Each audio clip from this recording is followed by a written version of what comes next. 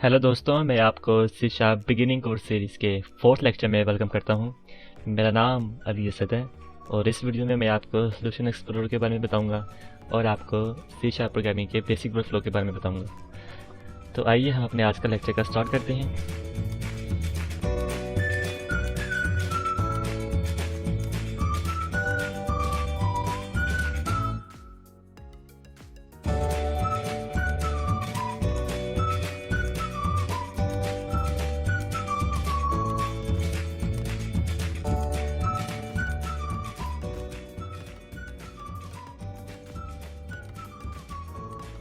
दोस्तों, जब हम सी शार्प का एम्प्टी प्रोजेक्ट बनाते हैं तो विजुअल स्टूडियो प्रोजेक्ट फाइल के अंदर बहुत सारी सेट ऑफ फाइल्स साथ देता है जो कि प्रोजेक्ट को बिल्ड करने में, उसको रन करने में हेल्प करता है। तो basically project set of different files है जो कि मिलकर एक पैकेज बनाती है और उस पैकेज को हम प्रोजेक्ट कहते हैं। अगर आपने वो सारी फाइल्स को देखना है तो आप विजुअल स्टूडियो में वो तमाम फाइल्स देख सकते हैं, उसमें गो थ्रू कर सकते हैं। अगर आप वो फाइल्स देखना चाहते हैं तो आपको सोल्यूशन एक्सप्लोरर ओपन करना है। सोल्यूशन एक्सप्लोरर ओपन करने के लिए आपको क्विक लॉन्च में जाना है और इधर आपने टाइप करना है solution explorer. Okay, solution explorer में आप देखें तो इधर बहुत सारी फाइल्स आपको मिलेंगी। तो मैं आपको बिल्कुल बेसिक से ये चीज़ समझाता हूँ। तो सबसे पहले हमारे पास सोल्यूशन फाइल है। तो सोल्यूशन फाइल में बेसिकली बहुत सारे प्रोजेक्ट्स आ सकते हैं। तो सोल्यूशन फाइल आप समझे एक मेन फोल्डर है जिसके अंदर सब फोल्डर्स होंगे डिफरेंट प्रोजेक्ट्स के। जो जो आप एडवांस प्रोग्रामिंग की तरफ शिफ्ट होंगे, जब हम ऊप आपको सिखाएंगे तो उसके अंदर आप देखेंगे कि हम डिफरेंट प्रोजेक्ट्स यूज़ करते हैं। एक प्रोजेक्ट बनाने के लिए हम क्लास लाइब्रेरी यूज़ करते हैं। फॉर एग्जांपल कि आप अपने क्लाइंट के लिए कोई एप्लीकेशन बनाना चाह रहे हैं तो आप उसका वेब एंड भी बना रहे हैं और उसका मोबाइल एंड भी बना रहे हैं, तो आप दो प्रोजेक्ट्स एक सोल्यूशन फाइल के अंदर रख सकते हैं। तो इसलिए सोल्यूशन फाइल हमें हेल्प करता है कि हम प्रोजेक्ट्स को ऑर्गेनाइज करें। ओके, नीचे हम आए तो हमें ये मिलेगा जिसके ऊपर सी शार्प का आइकॉन है। ये असल में हमारा प्रोजेक्ट है। इस प्रोजेक्ट का नाम वो है जो कि हमने न्यू प्रोजेक्ट के वक्त जो नाम लिखा था। तो प्रोजेक्ट का नाम और सोल्यूशन फाइल का नाम बाय डिफ़ॉल्ट वही होता है जो हमारे प्रोजेक्ट का नाम होता है। तो बेसिक फ्लो हमारे प्रोजेक्ट का नाम है। इसका मैं ड्रॉप डाउन पे क्लिक करता हूँ, देखता हूँ कि इसके अंडरनीथ कौन सी फाइल्स हैं। तो इसके अंडरनीथ हमें 4 फाइल्स मिलती हैं। सबसे पहले हमें प्रॉपर्टी फाइल मिलेगी। तो देखते हैं कि प्रॉपर्टी फाइल में क्या है। प्रॉपर्टी फाइल में एक असेंबली इन्फो फाइल है। असेंबली इन्फो फाइल बेसिकली आपको पता है कि जब हम अपना प्रोजेक्ट बनाते हैं तो इसकी एक असेंबली बनती है। असेंबली एक्जी फाइल भी हो सकती है, असेंबली आपकी DLL फाइल भी हो सकती है। तो जितनी भी आपकी असेंबली फाइल्स होती हैं उसकी कुछ असेंबली इन्फॉर्मेशन भी होती है। Information like assembly version, assembly के कॉपीराइट वाले कौन है, इसका ट्रेडमार्क क्या है, असेंबली का कल्चर क्या है, असेंबली का टाइटल क्या है, वो सारी इन्फॉर्मेशन हम यहाँ पे देते हैं। ठीक है, अगर आपने देखना है कि इस असेंबली का वर्जन कौन सा है या आपने अपने इस प्रोजेक्ट का वर्जन चेंज करना है, जिस तरह आप देखते हैं कि आए दिन आपको सॉफ्टवेयर के अपडेट्स मिलते हैं, उसके न्यू वर्जन रिलीज हो रही होती है, तो वो इन्फॉर्मेशन आप यहाँ पे लिखते हैं। ये लिखा हुआ है ना असेंबली वर्जन, यहाँ पे आप लिखते हैं 1.1, 1.2 एंड सो ऑन। ठीक है, तो इस फाइल को मैं क्लोज कर देता हूँ। अब मैं देखता हूँ, अच्छा, अगर आपका कभी सोल्यूशन एक्सप्लोरर हिडन हो जाए तो वो वैसे यहाँ पे मौजूद होता है। ये आप देख रहे हैं सोल्यूशन एक्सप्लोरर लिखा हुआ है, इसको आप क्लिक कर दो। अगर नहीं मौजूद तो आप इसी तरह यहाँ से फाइंड कर लो। ठीक है, मैं इसको पिन कर देता हूँ। पिन करने के लिए आपको ये लिखा हुआ ऑटो हाइड, ये मिड में, इसको आप क्लिक कर दो तो यह पिन हो चुका है। ठीक है, ओके, ये हमने देख लिया है कि प्रॉपर्टीज फाइल में क्या मौजूद है। अब हम नीचे देखते हैं कि रेफरेंसेस फाइल में क्या मौजूद है। तो इसके अंडरनीथ बहुत सारी असेंबली फाइल्स होंगी, DLL फाइल्स होती हैं। बेसिकली हमारे प्रोजेक्ट को रन करने के लिए डिफरेंट असेंबलीज की ज़रूरत होती है। जिस तरह आप गेम रन करते हैं अपने सिस्टम में, तो गेम को रन करने के लिए आपको डायरेक्ट एक्स या इस तरह के ग्राफिक ड्राइवर्स चाहिए होती है इंस्टॉल्ड, ताकि वो आपके गेम को रन करने में हेल्प करते हैं। इसी तरह हमारे प्रोजेक्ट को भी रन करने के लिए कुछ असेंबलीज चाहिए होती हैं। उन असेंबलीज में कुछ बिल्ट इन फंक्शंस मौजूद होते हैं। ठीक है, जिनको हम यूटिलाइज करते हैं अपने डे टू डे प्रोग्रामिंग में। जिस तरह आपने देखा कि console.writeline एक फंक्शन था, ठीक है, जो हमने किया था अपने प्रीवियस लेक्चर के अंदर। तो console.writeline किस लिए यूज़ होता है, ताकि हम स्क्रीन के ऊपर अपना कोई मैसेज डिस्प्ले करवाना चाहते हैं उसके लिए। माइक्रोसॉफ्ट ने इस तरह की लाइब्रेरीज बना दी हुई हैं। ठीक है, वो तमाम लाइब्रेरीज .NET के अंदर मौजूद है। तो .NET उनका एक फ्रेमवर्क है जिसके अंदर उन्होंने डिफरेंट सेट ऑफ लाइब्रेरीज रखी हुई हैं। डॉट नेट के ऊपर भी मैं आपको एक सेपरेट लेक्चर दूंगा कि डॉट नेट क्या है, लेकिन फॉर नाउ आप डॉट नेट आपको टूल्स प्रोवाइड करता है, आपको असेंबलीज लाइब्रेरीज प्रोवाइड करता है जिससे आप अपनी डे टू डे की प्रोग्रामिंग फास्ट कर सकते हैं। ठीक है, ओके। इसी तरह अगर आपने कोई एक्सटर्नल असेंबली या एक्सटर्नल प्लगइन आपने अपने प्रोजेक्ट में इंस्टॉल करना है ताकि वो आपके प्रोजेक्ट को रन करने में हेल्प करे, जिस तरह आपने पेमेंट मेथड, आप एप्लीकेशन बनाना चाह रहे हैं कि जिसमें कोई पेमेंट मेथड है, तो पेमेंट मेथड की पेपाल की आपने कोई डीएलएल आपने इंपोर्ट करनी है, या आप कोई कैमरा ऐप बनाना चाह रहे हैं तो उसकी कोई कैमरे की कुछ डीएलएल्स होंगी जो आपको चाहिए होंगी, या आप जियो लोकेशन वाली कोई एप्लीकेशन बनाना चाह रहे हैं तो आपको जियो लोकेशन की कुछ डीएलएल आपको इंपोर्ट करनी पड़ेंगी। वो सारी लाइब्रेरीज आपको यहाँ से इंपोर्ट करते हैं रेफरेंसेस से। वो करने के लिए आपको राइट क्लिक करना पड़ता है और ऐड रेफरेंसेस में जाना पड़ता है। तो इधर आप देखेंगे कि आपको इस पर्टिकुलर डॉट नेट फ्रेमवर्क 4.5.2 के अंदर जो लाइब्रेरी से इसके अंदर हमें मिली हैं वो सारी इधर आएंगी। अभी ये लोड हो जाता है तो इधर आप देखें कि ये तमाम लाइब्रेरीज हैं जो हमें डॉट नेट में मिलती हैं, लेकिन हमने अपने प्रोजेक्ट के अंदर सिर्फ बाय डिफ़ॉल्ट ये वाली हैं जिन पर टिक लगा हुआ है। लेकिन अगर आप दूसरी लाइब्रेरीज भी यूज़ करना चाहते हैं जिसमें सीरियलाइजेशन है, या आप फाइल हैंडलिंग परफॉर्म करना चाहते हैं तो system.io आप परफॉर्म करें, या system.net आप परफॉर्म करें अगर आपने मैसेज ओवर द वायर आपने सेंड करना है WCF के जरिए, and so on and so fourth. ठीक है, ओके। नेक्स्ट हमारे पास app.config फाइल है। तो app.config बेसिकली तमाम कॉन्फ़िगरेशन सेटिंग्स होती हैं एक प्रोजेक्ट के लिए।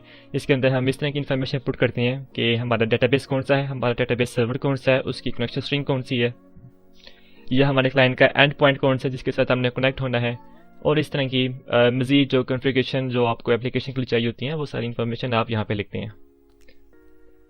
इसको मैं क्लोज कर देता हूँ। नेक्स्ट हमारे पास program.cs है। तो program.cs बाय डिफ़ॉल्ट एक वाहिद .cs क्लास है जो आपको प्रोजेक्ट के साथ मिलती है। इसके अंदर हमारा मेन मेथड होता है, ठीक है, जहाँ से हम अपनी प्रोग्राम की एग्जीक्यूशन स्टार्ट करते हैं। तो अब आप इस फाइल को देखें तो ये फाइल बेसिकली दो हिस्सों में मुश्तमिल है। एक तो ये नेम स्पेस है जो हम बना रहे हैं, ठीक है, और एक ये यूजिंग है। तो सबसे पहले हम देखें कि यूजिंग पार्ट क्या करता है। आपको पता है कि हमने रेफरेंसेस में कुछ डीएलएल इंपोर्ट की थी, ठीक है, कुछ असेंबलीज हमने इंपोर्ट की थी जो कि यहाँ पे बाय डिफ़ॉल्ट जो चीज़ें इंपोर्ट है वो इधर आ जाएंगी। ओके, फिर जब हमने उस असेंबली के अंदर कोई पर्टिकुलर फंक्शन है जो हमने अपनी मेन मेथड के अंदर यूज़ करना है, तो वो यूज़ करने के लिए आपको उसका रेफरेंस अपने प्रोग्राम क्लास के अंदर आपको लिखना पड़ता है। तो वो करने के लिए आपको यूजिंग यूज़ करनी पड़ती है और आपको उस असेंबली के अंदर जो उसकी नेम स्पेस है वो आपको यूज़ करना पड़ता है, ठीक है। अब सिस्टम के अंदर बहुत सी ऐसे फंक्शंस हैं, बहुत सी क्लासेस हैं जो आप यूज़ करते हैं, जिसमें से एक है हमारे पास console.writeLine, ठीक है।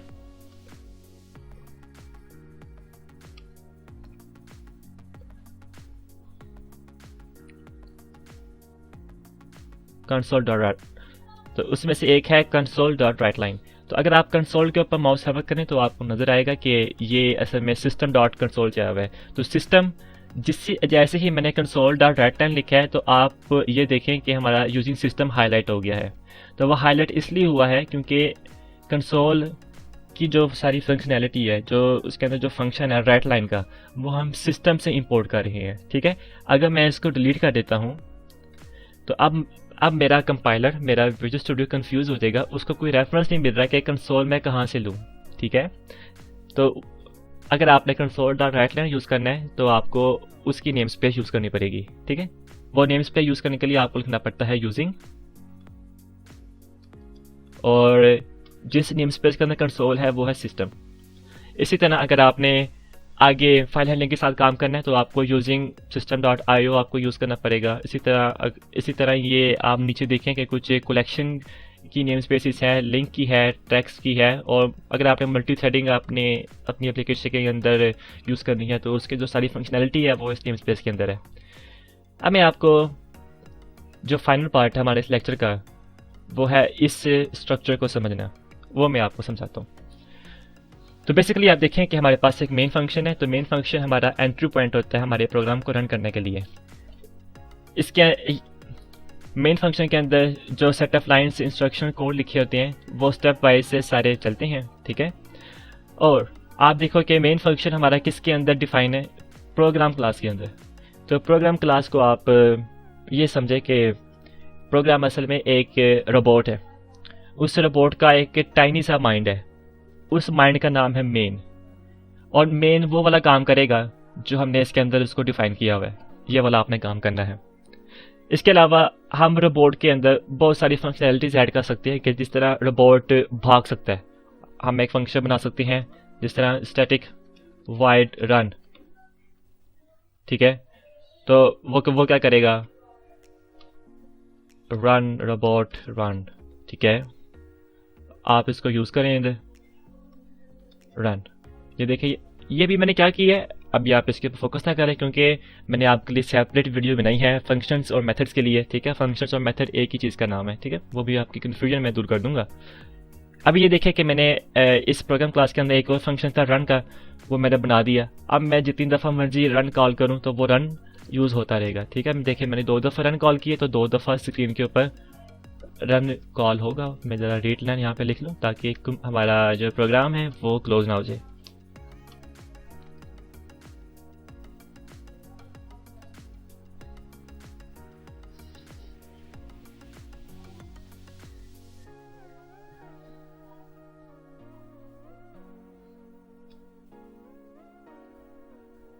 तो ये देखें कि हमने 2 दफ़ा रन रोबोट रन हमने स्क्रीन के ऊपर प्रिंट करवा दिया है।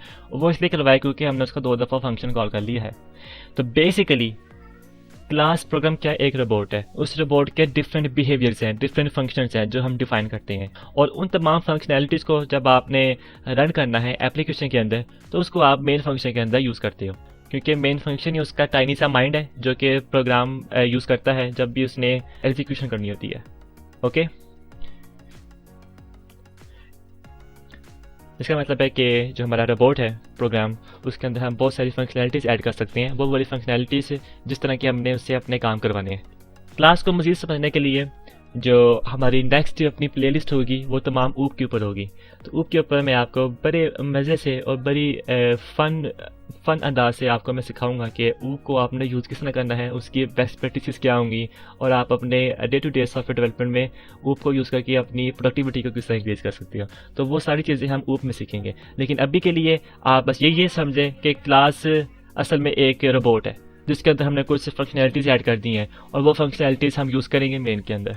ओके, अब आप देखें कि जो हमारा प्रोग्राम, जो हमारी क्लास है वो डिफाइन है हमारी बेसिक फ्लो नेम स्पेस के अंदर। तो जब हम अपना प्रोजेक्ट बनाते हैं तो एक तो 3 चीज़ें होती हैं एक साथ। एक तो उसके सोल्यूशन फाइल का नाम आप देखें बेसिक फ्लो वही होगा, प्रोजेक्ट का नाम वही होगा बाय डिफ़ॉल्ट, और बाय डिफ़ॉल्ट उसकी नेम स्पेस का नाम भी वही होगा, ठीक है। अब नेम स्पेस का फ़ायदा क्या होता है कि नेक्स्ट टाइम अगर मैंने अपना ये प्रोजेक्ट किसी को देना है तो वो इसको अपने लाइब्रेरीज में इंक्लूड कर सकता है, और इसके अंदर डिफाइंड जो फंक्शंस हैं जिस तरह रन है वो यूज़ कर सकता है। फॉर एग्जांपल कि मैंने console.writeLine यूज़ किया था, ठीक है। तो वो मैंने किस तरह यूज़ किया, जब मैंने यूजिंग के अंदर उसकी नेम स्पेस यूज़ कर ली, ठीक है, यूजिंग सिस्टम किया। इस तरह कल को कोई डेवलपर को मैं अपना ये प्रोजेक्ट दे सकता हूँ तो वो इसकी जो लाइब्रेरी बना के अपने प्रोजेक्ट के अंदर इंक्लूड कर सकता है। अगर उसने नेम स्पेस के अंदर डिफाइंड जो क्लास रोबोट हमारी प्रोग्राम है, ठीक है, उसके अंदर जो फंक्शन जो रन है वो यूज़ करना है, तो वो सिंपली इधर जाएगा यूजिंग और इधर बेसिक फ्लो इधर लिख देगा, ठीक है। तो बेसिक फ्लो का मतलब ये होगा कि इस प्रोजेक्ट के अंदर बेसिक फ्लो की तमाम क्लासेस आप अवेलेबल होंगी, और उस क्लासेस के अंदर जितने भी उसके फंक्शंस होंगे वो अवेलेबल होंगे, ताकि हम उसकी यूटिलाइज करके अपनी डे टू डे प्रोग्रामिंग को फास्ट करें। तो ये फ़ायदा होता है आपका नेम स्पेसिस का कि हम उसको बार बार यूटिलाइज कर सकते हैं। ये एक हायरार्की बनी हुई है आपकी कि आपने किस तरह अपने क्लासेस को ऑर्गेनाइज करना है। तो नेम स्पेस हेल्प करता है कि आप इसके अंदर बहुत सारी क्लासेस बना सकते हैं। जैसे क्लास प्रोग्राम है, आप एक क्लास कंप्यूटर आप बना लें, ठीक है, जो भी आपके माइंड में आता है। क्लास एनिमी बना लें आप,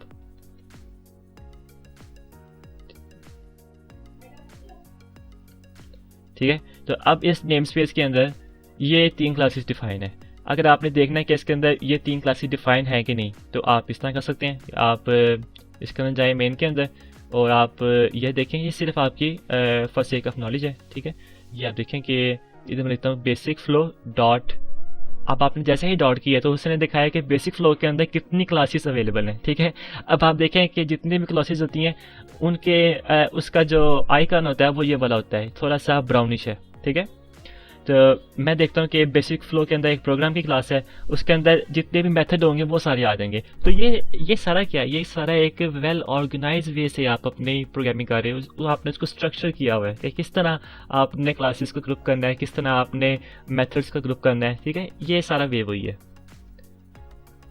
तो ये बेसिकली ऑर्गेनाइज वे है प्रोग्रामिंग करने का, कि जिसमें आप नेम स्पेसेस के अंदर क्लासेस डिफाइन कर देते हो और उन क्लासेस के अंदर डिफरेंट मेथड्स डिफाइन कर देते हो, और जब आपने वो मेथड आपने यूज़ करना है तो आप वही एक तरीका फॉलो करोगे कि आप नेम स्पेस इंक्लूड करो, फिर उसके बाद उस क्लास का नाम लिख के डॉट लिख के आप फंक्शन कॉल कर लो, जिस तरह इन केस हमने यहाँ पे किया हुआ है console dot right line. Console क्या है, एक क्लास है, ये ऊपर लिखा हुआ है, तो वो उस क्लास के अंदर एक फंक्शन है राइट लाइन, वो हमने कॉल कर लिया है। तो ये है हमारा बेसिक सा वर्क फ्लो जो कि मैंने आपको इस वीडियो में बताई है। मुझे उम्मीद है कि आपको काफ़ी कुछ सीखने को मिला होगा अबाउट सॉल्यूशन एक्सप्लोरर, तो अबाउट बेसिक वर्क फ्लो। तो मुझे अपना फीडबैक जरूर देना। आपको ये वीडियो अच्छी लगी है तो प्लीज़ हमारे यूट्यूब चैनल को सब्सक्राइब करें और इस वीडियो को मैक्सिमम शेयर करें।